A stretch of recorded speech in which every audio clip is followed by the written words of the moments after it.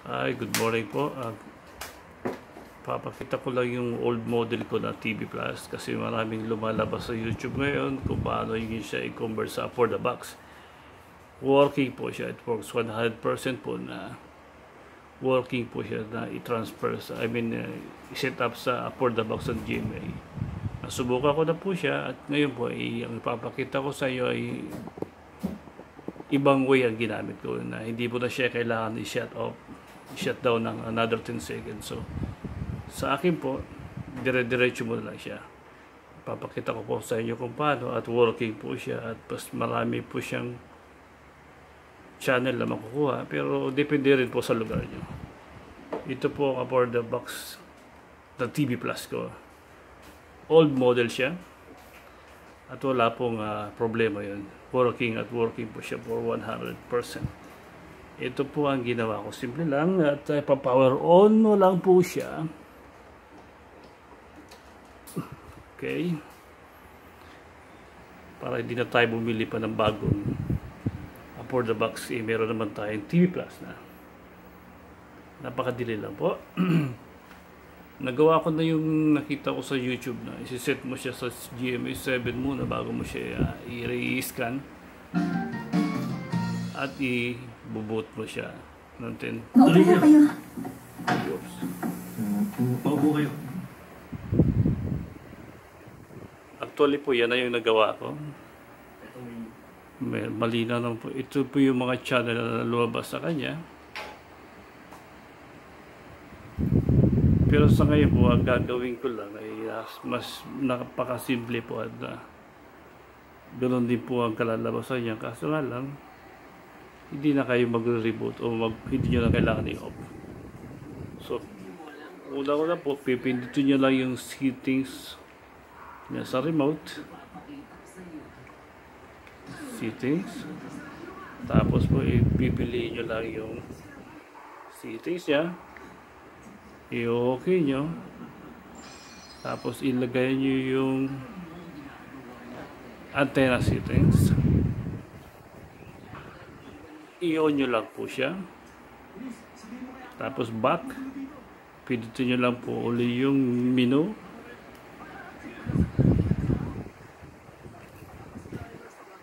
Save changes. Yes. At ilagay nyo po sa factory default. I-okay nyo lang po yung factory default. And then yes. Up. Kita ko, bigla na po siya mawawala yung channel niya kasi mag-factory default po tayo. Gagawin nyo lang po, pindutin nyo lang ulit yung menu para bumalik siya sa pinaka-page natin. Ayan. Pagdating po dyan, lalabas po siya ng scan. Press the scan. So, i-scan nyo lang po siya. I-press nyo lang yung scan sa remote. And yes again. At antayin nyo lang po siya mag-auto-scan. Ganoon lang naman po siya pakadali. Medyo yun lang, mabagal lang ang loading kasi nag-scan siya. Basta ang unang-una nyo lang po gagawin sa remote, pipress nyo lang po yung menu. Pakapindot nyo na menu, lalabas yung settings.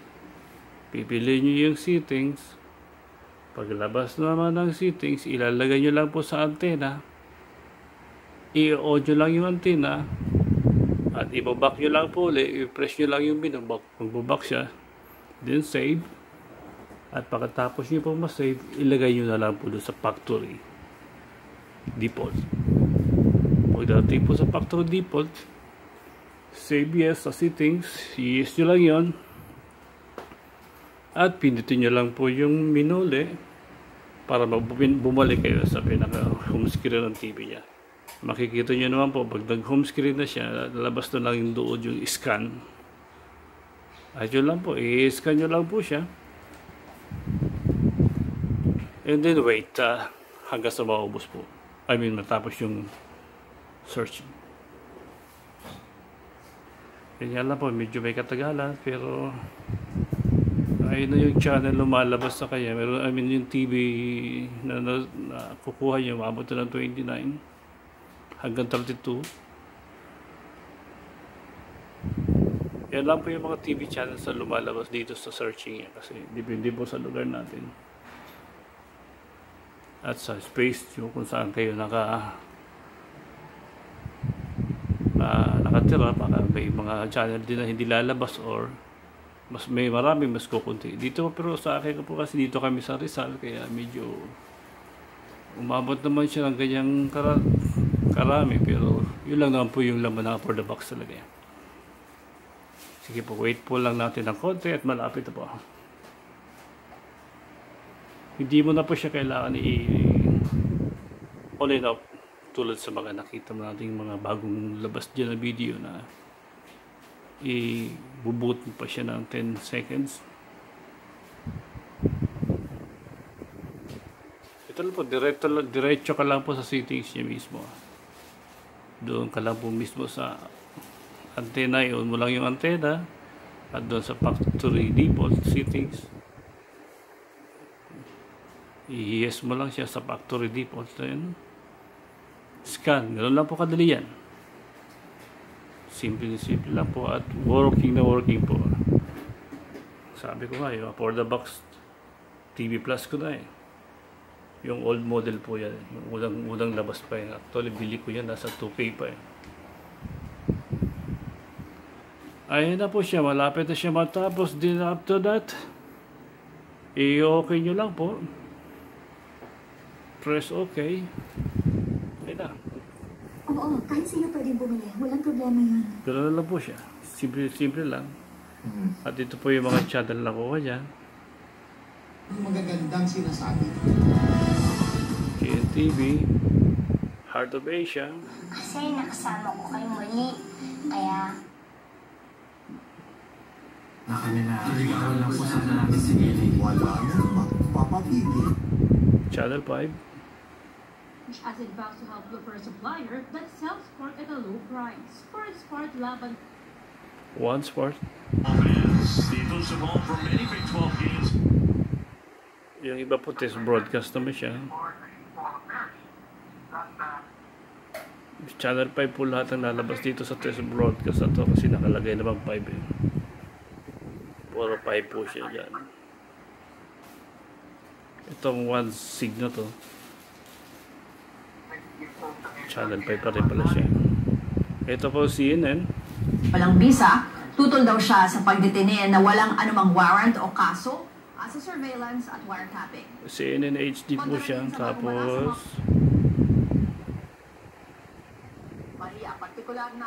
hindi naman siya ganun kalino kasi depende po nga sa lugar. So TV, Sowi TV, ATC channel,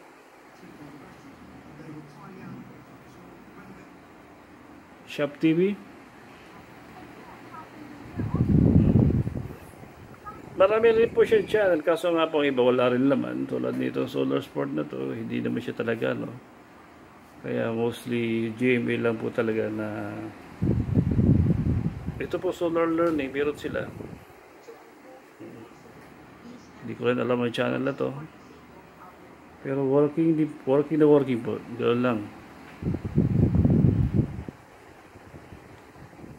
So, check na natin yung ibang channel. Light TV.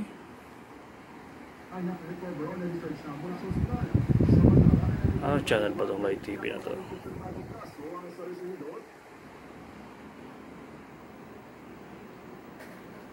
Yan, Light TV. Diyan sa number 32, channel 5 again. One Sport again.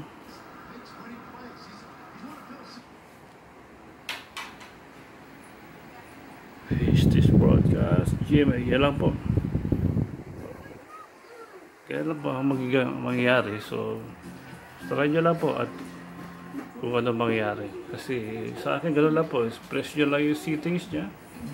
Set nyo lang yung sa antenna. Yes nyo lang yung antenna at default setting. Yes nyo lang. Tapos yun, scan. So ano po, malinaw na malinaw po siya kasi depende rin sa antina na or lugar nyo. Maraming salamat po at God bless.